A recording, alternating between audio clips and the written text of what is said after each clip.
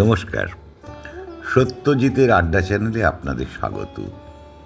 আমাদের চ্যানেলে নিয়মিত আপনারা গল্প পাঠ, কবিতা ইত্যাদি শুনতে পাবেন। আশা করি আপনাদের ভালো লাগবে।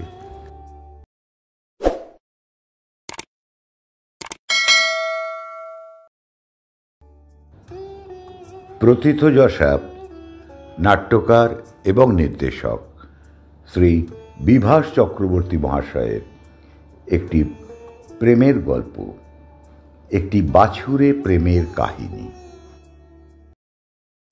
অনামী একটি পত্রিকায় সম্প্রতি প্রকাশিত তাহার একটি সহজ সরল সাক্ষাৎকার্যে তাহার সুদীর্ঘ জীবনের উপান্তে এমন একটি সংকট ডাকিয়া আনিবে তাহা স্বপ্নেও ভাবিতে পারেন নাই সদ্য বঙ্গ সাহিত্যার্ণব সম্মানপ্রাপ্ত প্রবীণ সাহিত্যিক ভবদুলাল ভট্টাচার্য।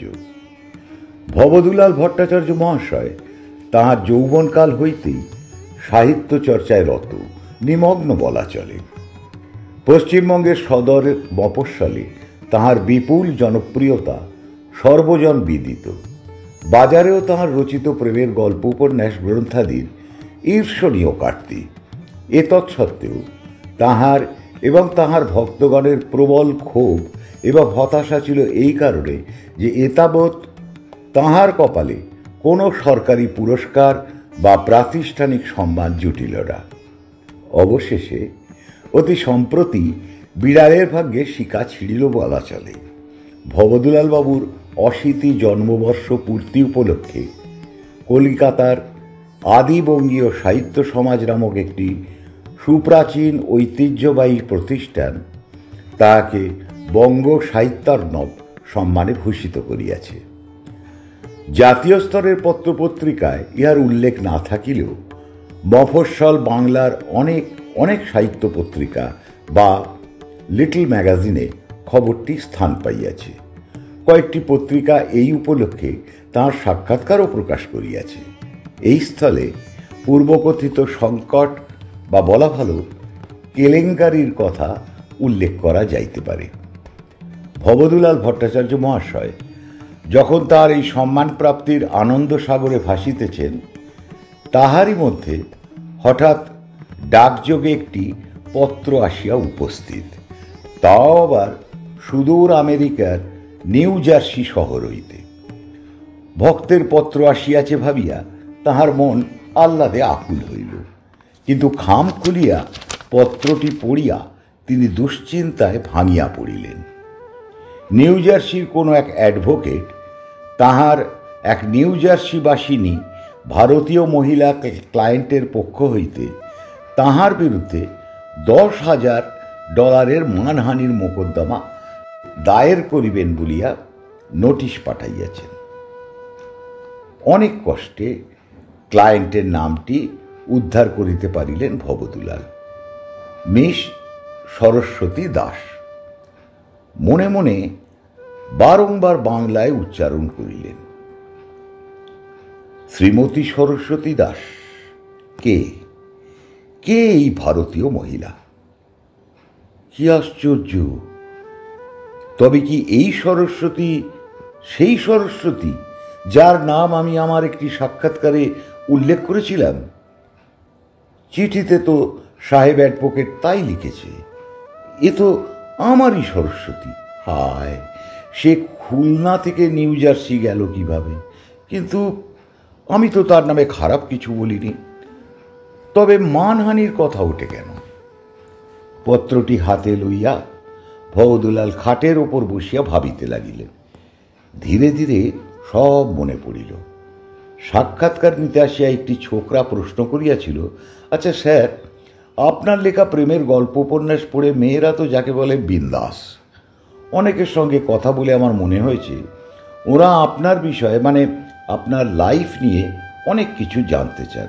মানে আপনার জীবনেও এক বা একাধিক নারী এসেছেন কিনা, সেই সব প্রেমের কাহিনী যদি একটু আধটু বলেন, তারা জানতে আগ্রহী।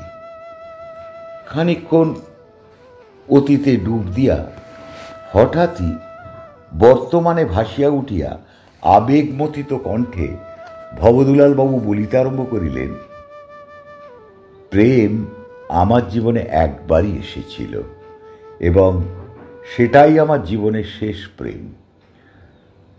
তখন আমরা খুলনায় থাকি, ক্লাস 5-এর ছাত্র। মেয়েদের স্কুলে ক্লাস 4-এ পড়ত একটি মেয়ে, নাম তার সরস্বতী।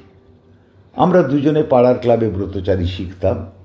ওই যে চল কোদাল চালাই ভুলে মানের বালাই, এই সব আর কি। ওর বাড়ি ছিল পাশের পাড়ায়। ব্রতচারী শেষ হলে রোজ ওকে বাড়ি পৌঁছে দিয়ে তবে আমি বাড়ি ফিরতাম। আর সেই সময়টায় মনটা খুব ফুরফুরে লাগতো আমার। একদিন ওদের বাড়ির কাছাকাছি পৌঁছতে হঠাৎই প্রচণ্ড ঝড় উঠল। পাশেই ছিল রায়েদের বাগান। আমি ওকে টেনে নিয়ে বাগানে ঢুকে একটা ঝাঁকড়া গাছের নিচে গুড়ি ছুড়ি মেরে বসলাম, ওকে জড়িয়ে ধরে। এত বৃষ্টিতেও ভালো লাগছিল আমার।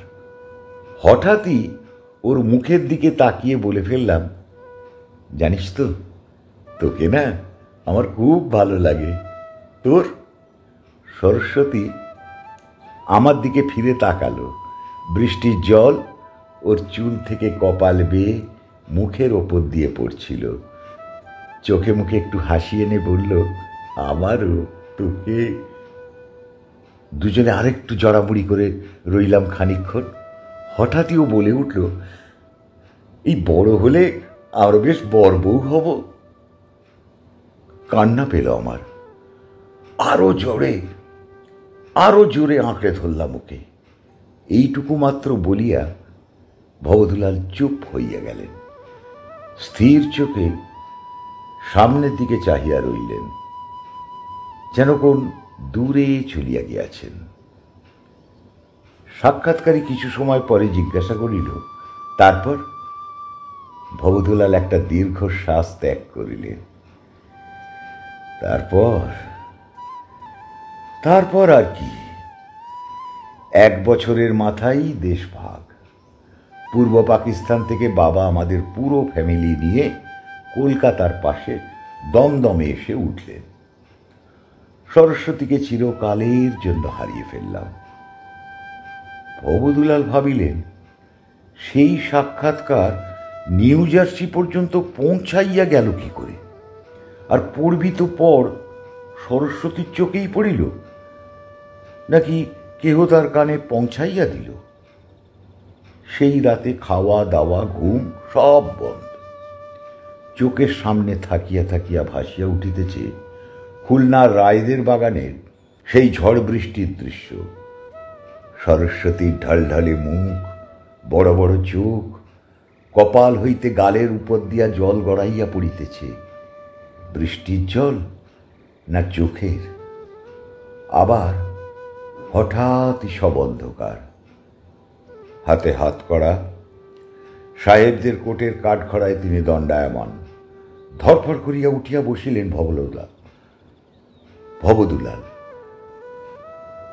না, 15 দিন সময় দিয়েছে। কালই হয়ে হাইকোর্ট পাড়ায় যেতে হবে, উকিল ধরতে হবে। উমেশ উকিল আবার ইংরেজিতে সওয়াল করতে পারবে তো? মধ্যরাতে টেলিফোনের কান ফাটানো ক্লিং ক্লিং আওয়াজ। কাঁপা কাঁপা হাতে ফোন তুলিলেন ভবদুলাল। এক সাহেবের বাজখাই গলায় শুধু এইটুকু শোনা গেল, hello hello, am I speaking to Mr. Babadulal Bhattacharya? মাথা চক্কর খাইতে লাগিল ভবদুলালের।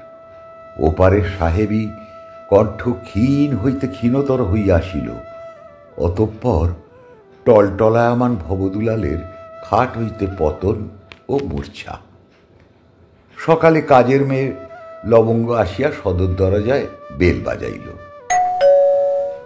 সাড়া না পাইয়া নিজের আঁচলের খুঁট হইতে চাবি বাহির করিয়া দরজা খুলিল এবং শয়নকক্ষে ঢুকিয়া মেঝে পতিত ভবদুলালকে আবিষ্কার করিল। তাহাকে কোনো ক্রমে মেঝে হইতে উঠাইয়া খাটে বসাইয়া ভিজা গামছা দিয়া তার মাথা মুখ মুছাইয়া দিল। ভবদুলালের আচ্ছন্ন ভাব এখনো কাটে নাই। লবঙ্গ রান্নাঘরে গিয়া দ্রুত এক বাটি ডালিয়া খিচুড়ি তৈরি করিয়া আনিয়া ভবদুলালকে চামচ দিয়া খাওয়াইতে লাগিল। এমন সময় দরজার বেল বাজিল। যাই বলিয়া লবঙ্গ দরজা খুলিতে গেল। লবঙ্গ এক মধ্যবয়স্ক প্যান্ট শার্ট পরা সুপুরুষ ভদ্রলোক এবং এক বয়স্কা মহিলাকে সঙ্গে লইয়া ঘরে প্রবেশ করিল। শাড়ি পরিহিতা মহিলাটি পরিপাটি সাজগোজ, ববকাট চুল। ভবদুলাল গুটিসুটি হইয়া বিছানায় বসিয়াছিলেন। এক দৃষ্টে আগন্তুকদের পানে চাহিয়া রইলেন। লবঙ্গ খাটের সামনে দুইটি চেয়ার আনিয়া রাখিল। এবার আগন্তুক পুরুষটি মুখ খুলিলেন। নমস্কার, আমার নাম অনির্বাণ কর। আমি নিউ জার্সিতে ডাক্তারি করি। আমার সঙ্গে আমার মাসি সরস্বতী দাস এসেছেন। ছোটবেলায় আপনার এবং আমার মাসির পরিচয় ছিল। মালদহের একটা পত্রিকায় আপনার একটা ইন্টারভিউ আমাদের হাতে আসে। ইতিমধ্যে ভবদুলাল কিছুটা ধাতস্থ হইয়াছেন। তিনি বলিয়া উঠিলেন, তাতে এমন কি ছিল যাতে আপনার মাসির মানহানি হয়েছে? একেবারে $10,000 মামলা করে বসলেন। এবার আগন্তুক মহিলা মানে সরস্বতী দেবী স্বয়ং মুখ খুলিলেন। ভবদা, আমি মামলা করিনি, আমি তোমার ইন্টারভিউটাও দেখিনি। আমার আত্মীয় স্বজনরা ওটা দেখেছেন। ওদের মনে হয়েছে আমাদের বাল্যপ্রেমের কাহিনী এভাবে পাবলিক করা তোমার উচিত হয়নি, এতে আমার সম্মান নষ্ট হবে। তাই ওরা একজন অ্যাডভোকেট ঠিক করে এই সব করেছে।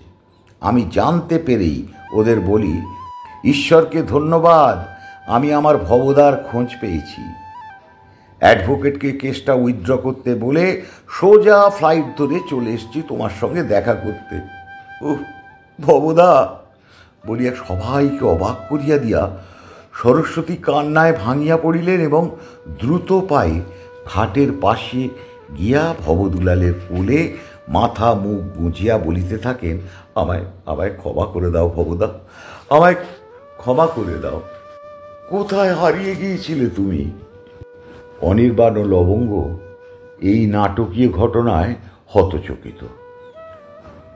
ডোন্ট মাইন্ড, আমি একটা সিগারেট খেয়ে আসছি বলিয়া অনির্বাণ দ্রুত ঘর হইতে বাহির হইয়া গেলেন। ইহাতে লবঙ্গরও চটকা ভাঙিল এবং আমি চা করে নিয়ে আসছি বলিয়া সেও নিষ্ক্রান্ত হইল। ভবদুলালের চোখেও জল আসিয়াছে। তিনি দুই হাতে সরস্বতীর কাঁধ ধরিয়া উঠাইয়া খাটে বসাইলেন। সরস্বতীর চোখ মুছাইতে মুছাইতে বলিলেন, আমি তো হারাইনি রে। আমরা তো খুলনা থেকে সোজা কলকাতা চলে গিয়েছিলাম, কিন্তু তোরা যে কোথায় গেলি কোনো খবরই তো পেলাম না আমি। এবার সরস্বতীর কান্না ভেজা কণ্ঠে মাঝে মাঝে নাক টানিতে টানিতে তাহার করুণ কাহিনী বর্ণনা করিতে শুরু করিলেন। বাবা তো কিছুতেই দেশ ছাড়বেন না, তাই খুলনাতেই থেকে গেলাম আমরা। আমার দিদি লক্ষ্মীর বিয়ে ওখান থাকতেই হয়েছে। ওর বর ওই অনির্বাণের বাবা তখন ব্যাঙ্গালোরে কাজ করতেন। আমি আর বাবা মা খুলনাতেই রইলাম। কিন্তু 71 আর পারা গেল না। জামাইবাবু একদিন এসে আমাকে ব্যাঙ্গালোরে নিয়ে চলে গেলেন। ইতিমধ্যে প্রথমে মা, কিছুদিন পর বাবা খুলনার ভিটেতেই দেহ রাখলেন, আর আমি দিদিদের সঙ্গে ব্যাঙ্গালোরে। ভবদুলাল বললেন, তুমি বিয়ে করনি? সরস্বতী বললে, বিয়ে দেবার খুব চেষ্টা করেছিল বাবা মা দিদি জামাইবাবু, কিন্তু আমি ঠিক করেছিলাম তোমাকে না পেলে বিয়ে আর করব না। তারপর অনি বড় হলো, ডাক্তারি পাশ করলো, নিউ জার্সিতে চাকরি পেল। ও বলল, চলো আমার সাথে। দিদি জামাইবাবু বলল, যা, তুই ওর দেখভাল করবি, মাথার ওপর গার্জেন হয়ে থাকবি। ব্যাস, এখন জানলাম তুমিও বিয়ে করনি। অনি তোমার ইন্টারভিউটাতে পড়েছে। এসব কথা শুনিয়া ভবদুলাল বোধহয় খুব খুশি হইলেন না। তিনি বলিলেন, তা শেষ পর্যন্ত তোমার কি হলো? এত যে লেখাপড়া শিখলে, অনেক কিছু হলো। বিয়ে না করেই অনির মতো একটা ভালো ছেলের মা হতে পারলাম, সঙ্গে একটা রাঙা টুকটুকে জার্মান বৌমা, এবং অবশেষে তোমাকেও। দিদি জামাইবাবু আর নেই। ওখানকার অনেক ছোট ছোট বাঙালি ছেলে মেয়েদের আমি স্পোকেন বাংলা আর বাংলা রাইটিং শেখাই। সে কি আনন্দ! যাবে যাবে আমার সঙ্গে, বাচ্চাদের পড়াবে। ইতিমধ্যে অনির্বাণ ঘরে ফিরিয়া আসিয়াছে। আবহাওয়ার পরিবর্তন লক্ষ্য করিয়া সে খুশি। লবঙ্গ একটা ট্রেতে করিয়া 3 কাপ চা লইয়া উপস্থিত। একটা টেবিলটা টানিয়া চায়ের কাপ 3টি রাখিল। তাহার মুখেও হাসি। অনির্বাণ চায়ের কাপ হাতে লইয়া বলিল, হ্যাঁ মেসমশাই। মেসমশাই সম্বন্ধ করে সঙ্গে সঙ্গেই অনির্বাণ জিভ কাটল। ভবদুলাল ও সরস্বতী পরস্পরের দিকে চাইয়া মৃদু হাসিয়া চোখ নামাইলেন। আপনি চলুন আমাদের সঙ্গে। মাসি ওখানে একটা ছোট্ট বাড়ি করেছে, থাকা খাওয়ার কোনো অসুবিধে নেই। একটা কিচেন গার্ডেন আছে, তাতে শাকসবজি হয়। আর সামনে একটা রংচঙে হলঘর, তার নাম বাংলা ঘর। তাতে নাচ গান হুল্লোড় হইচই পড়াশোনা সব চলে, তবে সবই বাংলায়। শুনতে ভালো লাগছে। ভবদুলাল বাবু বেজার মুখে বললেন, কিন্তু এভাবে একসঙ্গে থাকাটা কি? সরস্বতীর শেষ কথা। কেন? খাবে দাবে, বাগান করবে, লেখালেখি করবে, ছোট ছোট ছেলে মেয়েদের বাংলা শেখাবে, আর দুজনে একসঙ্গে থাকবো। We will live in partners. কে কি বলবে?